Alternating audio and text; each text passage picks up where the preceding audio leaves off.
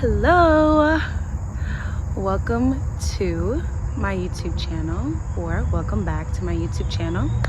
My name is Ashley, and as you can see by the title, today we are going to be talking about 10 things that I've learned at the age of 27. So number one is choosing yourself does not make you a bad person. On my journey of 27 years, I have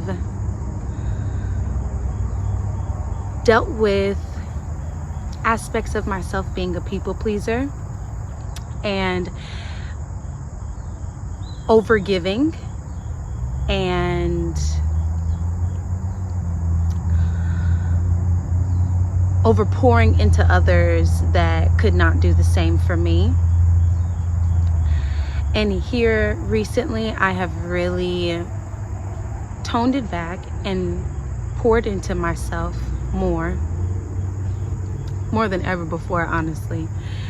And I've had to make very hard decisions, and I've had to cut out people, places, and things and habits that did not align with the trajectory that I was heading and as I am on. And so I have lost a lot of friends and a lot of family members, but I say that all to say, and even, different habits I've walked away from, certain environments I've walked away from due to me choosing myself. And making those decisions are really hard. They're not easy. And sometimes you can question yourself if you are a bad person or not. And I am here to tell you that you're not a bad person for choosing yourself. You're not a bad person for choosing what's best for you. And removing things that you know that are hindering you. Have you ever been talking or even just in the dating scenario, at certain points of my life, I would date a different person, but it would be the same scenario. It would be the same pattern. And I would wonder, what's going on? It's a different person, but it's the same thing that happened in my last relationship is happening in this relationship. And so that's when I had to look deeper within myself and see what patterns I was even doing. It's that saying where it's like you keep making the same decision, you keep doing the same things and expecting a different outcome. Impossible. So I can definitely say that when you do choose yourself, the benefit of it is your peace of mind. Your peace of mind, the joy of just being your true authentic self. And when you are your true authentic self unapologetically, you attract those that are like you. And it's been awesome to see the quality of people that have come into my life recently. So, second is self-love is so important. If you were to ask me, I would say that the most important relationship that you will ever have in this lifetime is the one that you have with yourself. Pouring into yourself and getting to know yourself. I think sometimes in friendships, in relationships, just in general, whether they be platonic or romantic, you can want that person to read your mind, or you can just want them to move a certain way, which is nothing's wrong with that. But I feel like if you don't even know you, please don't expect anybody else to do that for you. You need to spend time with yourself and get to know yourself. And I am a true advocate that if you don't overly love yourself and love yourself through all of your flaws, you're not going to be able to love anyone else properly. And during this time of me pouring into myself and the power of self-love, I have been able to reconnect with my inner child. So as you can see, I'm a nature girly. I love being outside. I've realized that the sun and the water and the trees really allow me to feel like I'm at home and bring me a lot of peace and a lot of tranquility. I've also realized, I love to color, I love to sing, I love to dance. I love to use my voice. But yeah, if I didn't take time to be by myself, and I say this too as well, I feel like everybody should spend at least a year in isolation. I don't mean just like in four walls, just cooped up, but really honing in and focusing on you and pouring into you. No dating, no. Pour into you, get to know you, take yourself out on those self dates. Really hone in and get to know what you like, your strengths, your weaknesses, your dreams, your goals, how you're going to align with it, what you're going to do to get there. But even then, just getting to know you. Alongside with self-love is something that I've had to learn is the power of boundaries. Boundaries. So the more self-love that you have, the less BS that you will take. And I'm a big advocate of that, honey. Definitely speaking your mind and setting boundaries. But I feel like if I didn't take the time to get to know myself, I would allow a lot of things to keep passing and riding by. With this self-love that I have now, and I plan on continuing to grow every single day because it's been such a blessing in my life. I have used no as a full sentence. I'm not over explaining. I'm not giving you a tit for tat. I said no. It is what it is. And then also I've seen too as well that when you are a very confident young lady and you just look like you're not taking no BS, people don't even try you anymore. Like, I don't walk around with,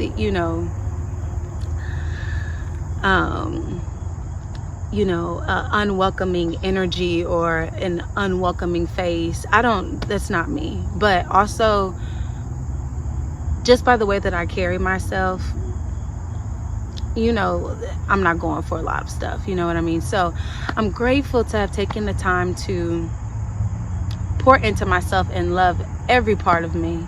Like, I love me, and I'm so grateful I know it sounds so cliche when you say it out loud, because it's like, but I really do, and it's been a blessing, and that's like one of the biggest things that I've learned.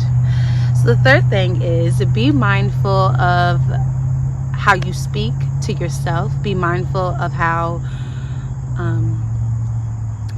you speak to yourself. Be mindful of what you're watching, what you're doing, what you're saying, just in general as well. In my Instagram bio, I have Feed Your Soul Sis and Feed Your Soul Sis. Sometimes a tongue twister, but Feed Your Soul Sis. And what I mean by that is feeding yourself, not only, with the fruits and vegetables and the food that you eat on a daily basis, but also what you're watching, what you're reading, what you're giving your vital energy to. And people wonder, when you are feeding yourself with low vibrational energy and then it's playing out in your 3D reality, you're confused. What are you feeding yourself with? And so the power of what you think, what you say, and what you do is so important. Even that negative self-talk that we all have experienced, even saying little things like, oh, I'm so stupid for doing that. Cut it out of your vocabulary altogether. Cut it out altogether. Show yourself forgiveness and gratitude. Give yourself forgiveness. First of all, forgive yourself in general. And then from there, be grateful that you even had the awareness to know that this is not good for me, and to know when to walk away.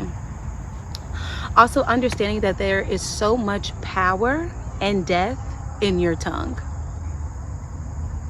So much power.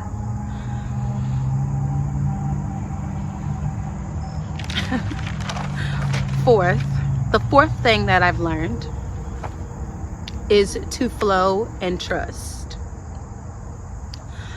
I am always at the right place at the right time. Always. No matter what. Especially in this day in society where social media is so prevalent and so in our face all the time. I mean, the media is... We're getting bombarded with so much information on a daily, whether you want to see it or not.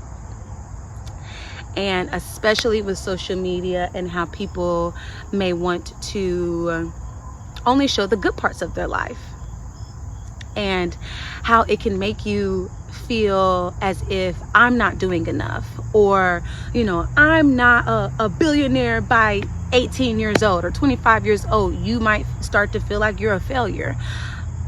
But everybody's on their own personal journey. There is no comparison. It's like being on the highway in different cars. That's how life is. We might be in the same lane, not necessarily, if you understand what I'm saying. Own different lane, own paths, own journey. There is no need to question whether or not you were at the right place at the right time. And even also, I've taught myself this too as well, is just, you know, sometimes, you know, getting up early, you might miss your alarm clock, or, you know, you wanted to do that laundry last night, or, you know, you're heading out to work and the road that you take has a detour, but you're already 10 minutes late for work. In those moments, sometimes it can be like, oh my gosh, you know, your energy and the things that you might say, like, oh my gosh, you know, like, are you kidding me? Like, come on.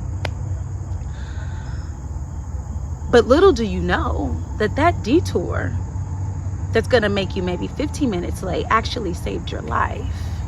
Anything could have happened. A car crash, God forbid. A flat tire, God forbid. But we have to surrender.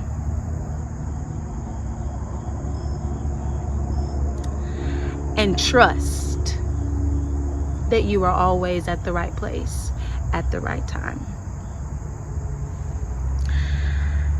And honestly, at the end of the day, there is a positive in every situation. You just have to want to find it. It's so easy to find the negative in everything. That's easy. It's hard to find the positive. But when I tell you, if you want to find the positive, you will find it. The fifth thing that I've learned is to trust your intuition, trust your gut. God has beautifully given us the gift of intuition, and trusting your gut is like a built-in compass, honestly, at the end of the day. Your intuition will never lie to you. Sometimes it's just like that pit feeling that you get, and you have to acknowledge it. You have to honor it. I truly feel that if you ignore it, it creates this loop, this cycle, this roller coaster where sometimes it's hard to get off of if you don't trust your intuition. And I've seen in my own life that when I don't trust my intuition, like I said, it's like a roller coaster from hell. And then when the situation plays out how I knew it was going to play out, I always say, why didn't I just trust my intuition in the first place? So with me practicing trusting my intuition, I'm cutting out so much BS.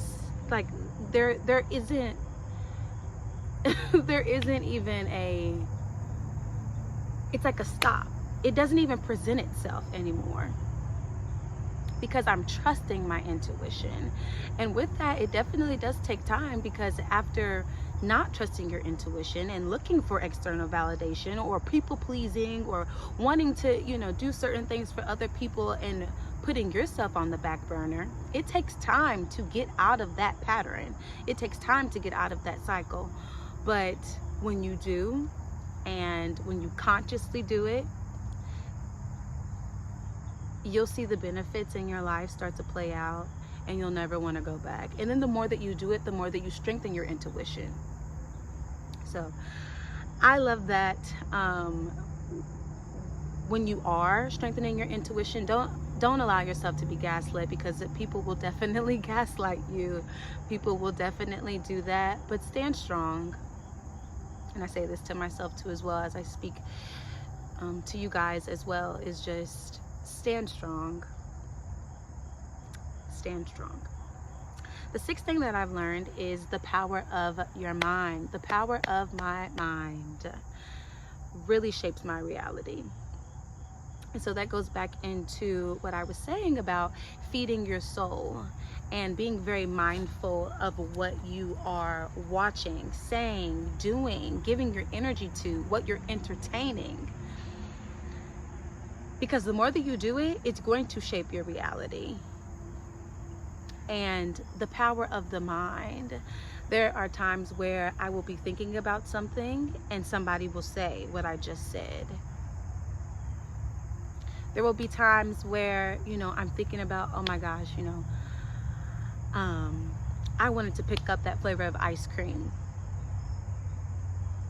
Like as you're like heading out of the grocery store or something, and then there's like somebody outside selling that same flavor of ice cream that you didn't get in the grocery store that you meant to get. It'd be things like that happens in my life where I'm like, oh my goodness. The power of my mind is so real. And with that being said too as well, is just the power of my mind and already understanding how abundant I already am. I've learned that you have to feel it before you get it. You have to feel that joy, and you have to feel like you already have everything that you want before it presents itself to you in the 3D.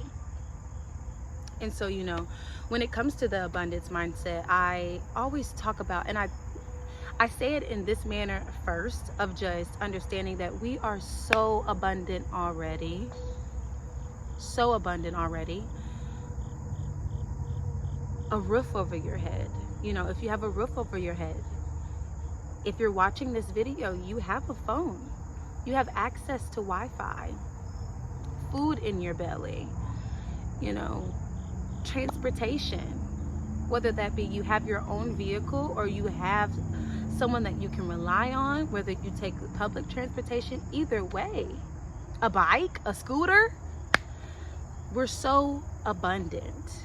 And sometimes the narrative that can play out is, if you don't have a Lamborghini, if you don't have a Ferrari, you're not abundant.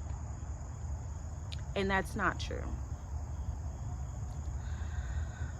Emphasis on feeling it before it presents itself to you in this 3D reality.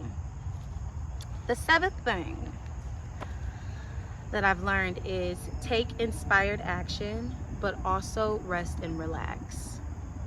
I feel like growing up, the people around me are extremely hard workers. You know what I mean? At one point, they were extremely hard workers and go-getters, and I feel like they were always constantly doing something, whether that be cleaning around the house or taking their children to practice, or their own activities that they have after work. And I feel like it was always like this go, go, go, go, go. And I feel like, excuse me, I thought I had to burp. The emphasis and the power of resting and relaxing and recharging your battery is so important. You do not want burnout. You do not want to resent the things that you love, because you're just, so that's why I say take inspired action. Absolutely. take that inspired action, align with your dreams and goals, align with the things and the things that you want to accomplish in this lifetime, but also definitely make sure that you take time to relax and rest. Sorry for the sun. The 8th thing that I've learned is to have fun and make memories, honey. Oh my goodness. Yes. Have fun, make memories. Sometimes I feel like we take life a little bit too serious, even though it is very serious, and that's the power of duality. Sorry. But that is the power of duality.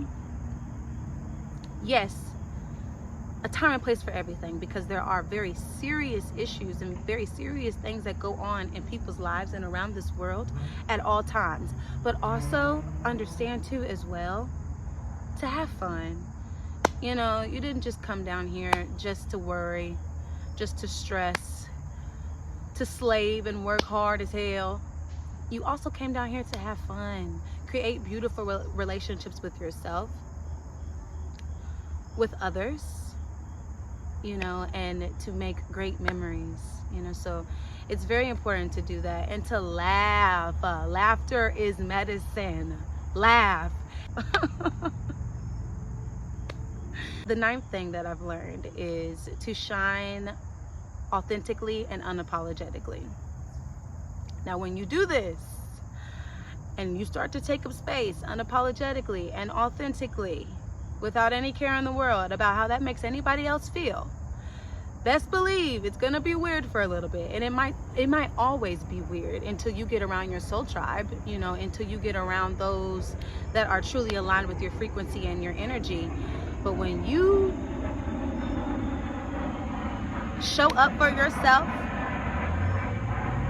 and you shine authentically and unapologetically without a care in the world, you're gonna ruffle some feathers. But would you rather ruffle some feathers and not be doing or around aligned people and aligned opportunities, an aligned life, just because you don't want to ruffle other people's feathers? Or would you rather shine unapologetically as the sun comes out? Or would you rather shine unapologetically, authentically, and be met with aligned miracles, aligned miracles, aligned blessings, aligned soul tribe, aligned soulmates, aligned opportunities, you know?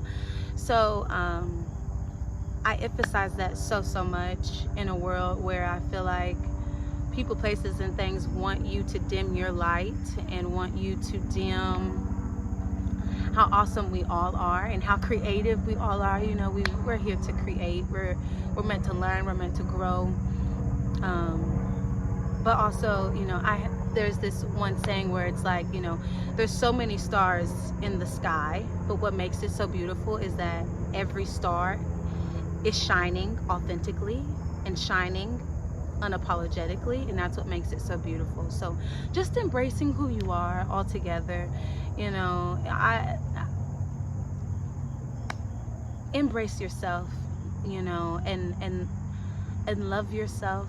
It sounds so cliche at times, like, oh, how do you love yourself, you know, which takes time to as well. I can definitely make another video talking about self-love and the steps that I took to really pour into myself and really love myself and be there for me, because I also feel like too as well, you know, if I'm not there for me, I don't expect anybody else to be there for me. I just don't. And it's wild how when you do start to be there for yourself, it's like people come out of the woodwork that are there for you too as well. So there's power in that. Lastly, number 10 is you are never alone. You're never alone. Ever. Ever, ever, ever, ever. Now, I don't know who you may pray to, you know, I don't know your religious beliefs or, you know, things you may practice. I do not know, but I know for me, and speaking from my experience, I know that God is always with me, always. I do honor my ancestors, and I know that they are always with me too as well, and I know that I am always here with me too as well. And so you are never alone, even when it feels like it. And like I said, it kind of depends on what you practice, who you pray to. But I think it's something that has given me a lot of comfort in very hard and dark times of my life, of understanding that even though it may look like I'm alone, I'm never alone. And so the sun is coming out really, really bright right now. Thank you. I love you. And so yeah, that is 10 things that I've learned at the age of 27. I hope that you guys enjoyed, and take care. Love you. Bye.